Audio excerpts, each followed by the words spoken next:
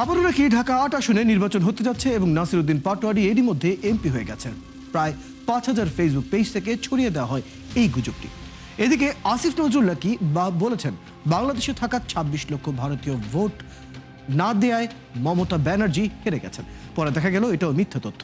গুপ্ত television নামে একটি satire Facebook page থেকে ছড়িয়ে পড়ে এই গুজবগুলো। চলুন দর্শক কিছু ফ্যাক্ট চেক দেখে দিচ্ছি।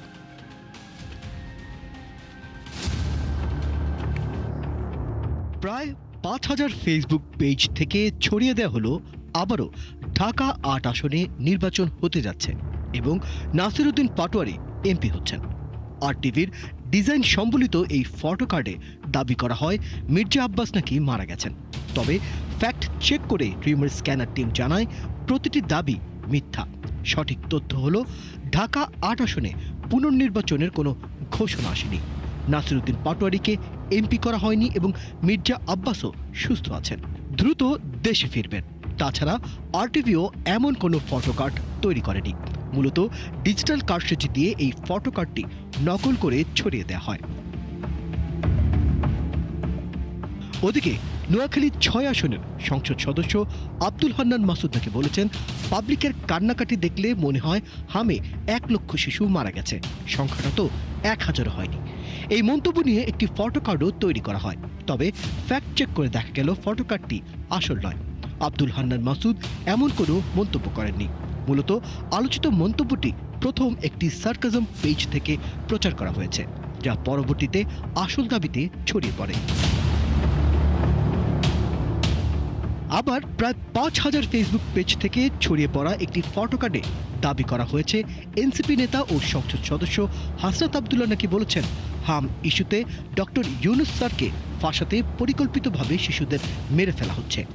এই পোস্টে সাথে সাথে প্রায় ১,০০০-এর মতন মন্তব্য জড়ো হয়। তবে ফটো কার্ডটি ভালো করে বিশ্লেষণ করে দেখা গেল দাবিটি মিথ্যা। হাসনাত আবদুল্লাহ এমন কোনো মন্তব্য করেননি। মূলত দৈনিক মোল্লার দেশ নামে একটি ফেসবুক পেজ থেকে এই গুজবটি ছড়ায়। অপতথ্য আরও আছে। শতাধিক ফেসবুক পেজ থেকে ছড়িয়ে দেওয়া হলো একটি ফটো কার্ড। সেখানে দাবি করা হয় সাবেক অন্তর্বর্তী সরকারের আইন উপদেষ্টা ডক্টর আসিফ নজরুল নাকি বলেছেন বাংলাদেশে অবস্থানরত ২৬ লক্ষ ভারতীয় ভোটাধিকার প্রয়োগের সুযোগ পেলে পশ্চিমবঙ্গে মমতা ব্যানার্জি এভাবে হাঁটতেন না। তবে ছড়িয়ে পড়া ফটো কার্ডটি ভালো করে বিশ্লেষণ করে দেখা গেল দাবিটি মিথ্যা। আসিফ নজরুল এমন কোনো মন্তব্য করেননি। মূলত গুপ্ত টেলিভিশন নামে একটি স্যাটায়ার পেজ থেকে এই গুজব ছড়িয়ে পড়ে। দর্শক, আজকের অপতথ্যগুলো যাচাই করে দেখা গেল প্রায় সবগুলো গুজব ছড়িয়েছে ফেসবুকের বিভিন্ন স্যাটায়ার পেজ থেকে। বিশ্লেষকরা বলছেন ধর্মীয়, রাজনৈতিক ও সামাজিক অস্থিরতা ছড়ানোর পাশাপাশি টাকা আয়ের জন্য সংঘবদ্ধভাবে ছড়ানো হচ্ছে এসব অপতথ্য। নানান অভিনব কৌশলে ছড়ানো গুজবের ফাঁদে না পড়তে সচেতন থাকার পরামর্শ বিশ্লেষকদের। ফাইসাল রয়েল, ৭১, ঢাকা। দর্শক, আমরা প্রতিবেদনটি দেখে নিলাম। ইতিমধ্যেই জানিয়েছি আমাদের সাথে যুক্ত আছেন রিউমার চেকের senior fact checker Tanvir Mahtab, যুক্ত হচ্ছে তার সাথে। তানভীর মাহতাব, আপনাকে স্বাগত জানাচ্ছি আজকের আমাদের এই আয়োজনে। প্রতিবেদনটি দেখছিলাম, সাম্প্রতিক ২-৩ দিনের তথ্য এবং অপতথ্যের যে পরিস্থিতি সেটি যদি আমরা দেখতে যাই, সাম্প্রতিক সময়ে স্যাটায়ার পেজগুলো থেকে আমরা বেশ কিছু অপতথ্য এবং সবচেয়ে বেশি সংবেদনশীল অপতথ্যগুলোই সেই ধরনের পেজ থেকে আমরা ছড়াতে দেখলাম। আজকেই আমরা যে ৪টা বা ৫টা ফ্যাক্ট চেক দেখলাম সেটার মধ্যে প্রায় ৩টিতেই কিন্তু স্যাটায়ারের পেজগুলোর আমরা একটি ভূমিকা দেখতে পাচ্ছি। এই যখন পরিস্থিতি, আপনার কাছে জানতে চাই এই স্যাটায়ার পেজ ধর্মী যে ধরনের পোস্ট আমরা দেখছি, একটা সময় আমরা জানতাম এই স্যাটায়ার মানে হলো বুদ্ধিদীপ্ত রসাত্মক প্রতিবাদ, কিন্তু এখন বিষয়টি পুরোটা বদলে গেছে। ভিউ বাণিজ্য থেকে শুরু করে সস্তা ফেক নিউজ সবই এই ধরনের পেজ সবচেয়ে বেশি প্রমোট করছে। বিষয়টি একটু আপনার কাছ থেকে বিস্তারিত জানতে চাই, সাম্প্রতিক সময়ে কেমন দেখছেন এদের কার্যক্রম? ধন্যবাদ। আমি এই প্রোগ্রামে আগেও বলেছি যে স্যাটায়ার পেজগুলো আমাদের একটা দুশ্চিন্তার কারণ বাংলাদেশের বাইরে অন্য কোথাও এই স্যাটায়ার পেজ নিয়ে এই ধরনের অপতথ্যের একটা ক্যাম্পেইন কোথাও আমরা দেখিনি এবং বাংলাদেশে এই ধারণাটা একেবারেই নতুন এবং এই জিনিসটি ইউনিক। যারাই এটার পেছনে আছে এবং তারা অবশ্যই কোনো না কোনো মতাদর্শের হয়ে কাজটা করছে এবং আমরা যদি স্যাটায়ার পেজগুলোর প্যাটার্ন দেখি, অপতথ্যগুলোর ছড়ানোর ধরনগুলো দেখি, এটা দেখলে সহজে বোঝা যায় যে তারা একটা নির্দিষ্ট গোষ্ঠীর হয়ে কাজগুলো করে এবং একটা দলের পক্ষে হয়ে কাজ করে যখন, তখন হচ্ছে অন্য দলগুলোর বিষয়ে স্যাটারগুলোতে থাকে না। তো আজকে আমি একটা স্টোরি পড়লাম, কিছু ২-২.৫ ঘন্টা আগে পাবলিশ হয়েছে। কারিনা কায়সারের বিষয়ে আপনারা সবাই জানেন যে আ তিনি মারা গেছেন এবং তার লাশ আনা হয়েছে। তো এটা নিয়ে কাজ করতে গিয়ে আমরা দেখলাম যে গতকাল যখন খবরটা আসে মৃত্যুর, এরপর থেকে স্যাটার পেজগুলো একেবারে উঠে পড়ে লেগেছিল তার মৃত্যু নিয়ে বিভিন্ন ভুয়া তথ্য। স্যাটার পেজগুলো একটা ধরন হচ্ছে তারা বিভিন্ন ব্যক্তির নামে ভুয়া মন্তব্য ছড়ায়।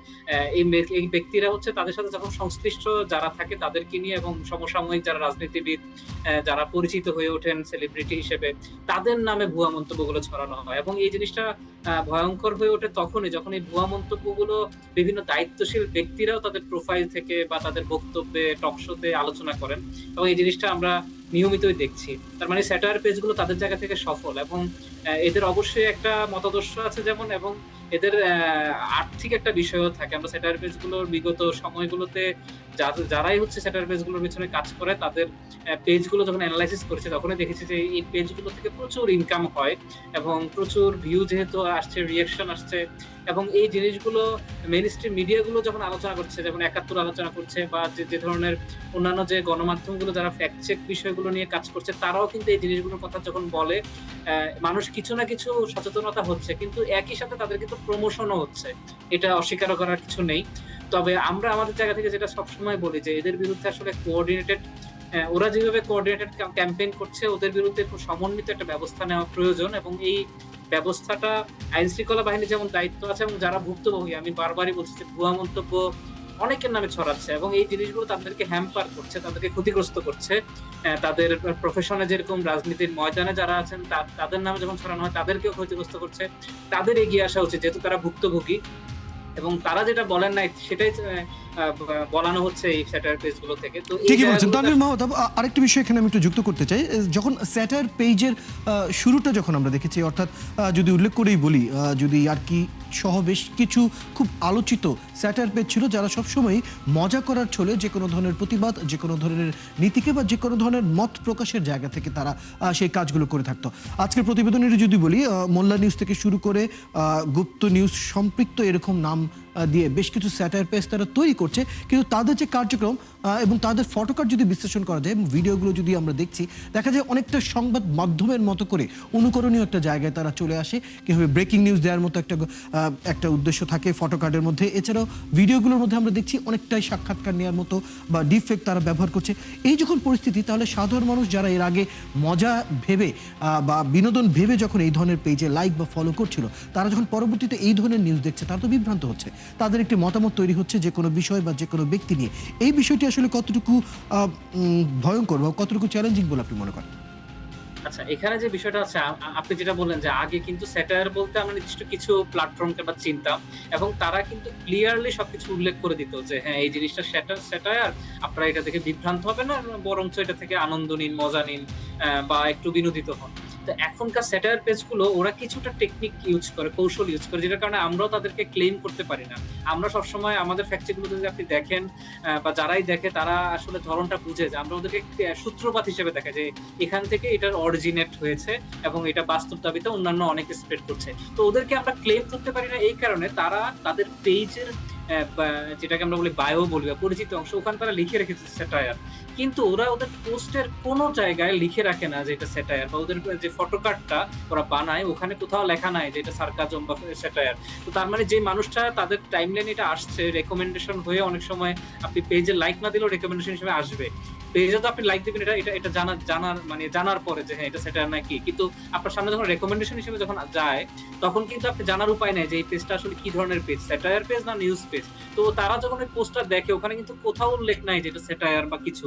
তো এটা থেকে তারা বিভ্রান্ত হচ্ছে, এবং তারা এটা কৌশল হিসেবে নিচ্ছে। আমরাও এই জায়গাটাতে একটু অসহায়, কারণ তারা যেহেতু তাদের পেজে লিখে রেখেছে স্যাটায়ার, সেক্ষেত্রে আমরা তাদেরকে ক্লেম করতে পারি না, আমরা তাদেরকে সূত্রপাত দেখাই, এবং যারা অন্যান্য ফ্যাক্ট চেক প্রতিষ্ঠান তারাও এই কাজটা করার কারণে বোঝা যাচ্ছে বিষয়টি আসলে কিছুটা চ্যালেঞ্জিং একটা জায়গাতেই আসলে চলে এসেছে। তানভীর মাহতাব, এই বিষয়টি নিয়ে আরেকটু বিস্তারিত আমরা আলাপ করব। তানভীর মাহতাব, আরো একবার স্বাগত জানাচ্ছি।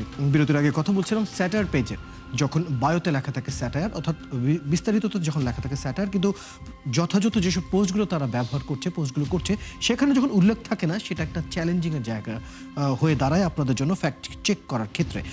একই সাথে এরই সাথে আরও বেশ কিছু চ্যালেঞ্জের কথা আসলে জানতে চাই। এখন এই মুহূর্তে আমরা যদি স্যাটায়ার পেজগুলোকে আমরা যদি নিয়মের আওতায় আনতে যাই, বা কিছুটা তাদের এমন একটা জায়গায় নিয়ে আসা যাতে মানুষ বুঝতে পারে যে কোনটা স্যাটায়ার এবং কোনটা আসল তথ্য, সেই ক্ষেত্রে কী কী প্রয়োজন একটু জানতে চাই আপনার কাছে। স্যাটায়ার পেজগুলোর উদ্দেশ্য কি এটা আগে আমাদের বুঝতে হবে। আমরা আগের যে স্যাটায়ার পেজগুলো বুঝতাম তারা কিন্তু আসলে বিনোদনের উদ্দেশ্যেই চলতো বা এখনো চলছে। অনেক অনেক পেজের নাম আমরা নিজেরাই বলতে পারি। কিন্তু এখন আমরা যাদেরকে নিয়ে আলোচনা করছি, যারা আসলে ডিসইনফরমেশন ছড়াচ্ছে নিয়মিত, এদের উদ্দেশ্য কিন্তু আসলেই স্যাটায়ার না। এরা আসলে স্যাটায়ার পেজের আড়ালে আসলে অপতথ্যগুলোই উৎপাদন করছে, ছড়িয়ে দিচ্ছে। এবং এই জিনিসটা আমরা দেখি যে এরা এটা একটা গোষ্ঠীবদ্ধ কাজ, এবং এই গোষ্ঠীরা একটা নির্দিষ্ট গ্রুপ বা নির্দিষ্ট পেজ বা নির্দিষ্ট মানে কয়েকজন মিলে বা কয়েকটা ক্যাম্পেইন আকারে একসাথে প্রচার করে। এবং আপনি যতই এদেরকে আপনি যেটা বলছেন যে নীতিমালায় আনা যায় কিনা, তো এটাতে তারা এগ্রি করবে কিনা এটা আমাদের সন্দেহ। কারণ হচ্ছে তারা তো চায় হচ্ছে ডিসইনফরমেশন ছড়াক, এবং ওরা ওই জিনিসটা ওরা জানে যে স্যাটায়ার যদি লিখে রাখি আমরা তাদেরকে ক্লেম করতে পারছি না।